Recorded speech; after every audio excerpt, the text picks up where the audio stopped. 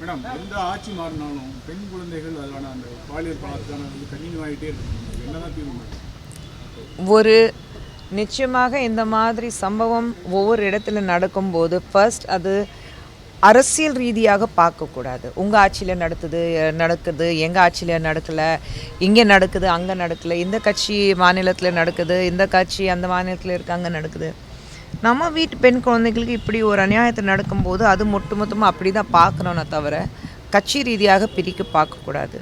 இன்னொன்று இந்த மாதிரி குற்றங்கள் நடக்கும்போது வீட்டில் இருக்கிறது பெற்றோர்களுக்கு தான் உண்மையிலே நம்ம ப்ளேம் பண்ணணும். ஏன்னா எப்படி வளர்த்திருக்காங்க, எது பார்த்து வளர்ந்தாங்க, எந்த மைண்ட் செட்டில் அவங்க இப்படி வளர்ந்தாங்க. யாருக்குமே இந்த மாதிரி ஒரு கொடூரம் நடக்கக்கூடாது.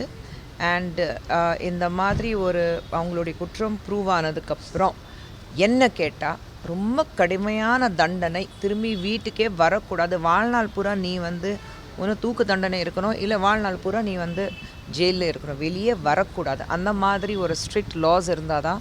ஏன்னா இப்போ இருக்கிறது மற்றவங்களுக்கு பார்த்திங்கன்னா அந்த பயமே கிடையாது. சட்டம் ஒழுங்குன்னு சொல்லும்போது அந்த பயமே கிடையாது.